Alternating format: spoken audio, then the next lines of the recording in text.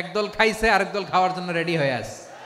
সম্প্রতি যশোরে একটি মাহফিলে দেয়া বক্তব্য নিয়ে ব্যাপক আলোচনা সমালোচনার মুখে পড়েছেন জনপ্রিয় ইসলামী বক্তা ডক্টর মিজানুর রহমান আজহারী। এ নিয়ে ক্ষোভ ঝাড়েন বিএনপির ভাইস চেয়ারম্যান শামসুজ্জামান দুদু। ওই যে কে যেন আজহার নাকি মাজার একজন আছে, আগে ওরা খাইছে এখন এরা খেতেছে না, কি বলছে না? আইরে রাজনীতি করবেন স্বনামে আসে, আড়াইলে আপনার রাজনীতি করেন, জামাতে জয়েন করেন, আপত্তি নেই তো।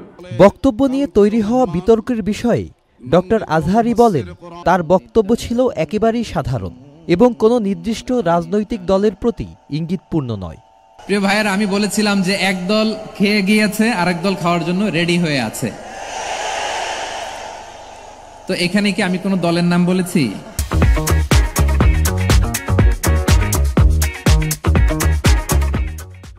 কোন দলকে টার্গেট করে বা কোন দলের পক্ষে আমরা কখনো কথা বলি না। আমি বলবো যে এটা খুবই অনভিপ্রেত হয়েছে।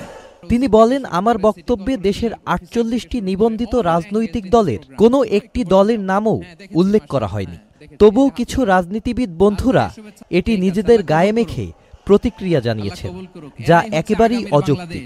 বাংলাদেশে ৪৮টা প্রায় নিবন্ধিত রাজনৈতিক দল, কোন দলের নাম আমি বলিনি। তো কোন দল এটা নিয়ে কোনো কথা বলল না।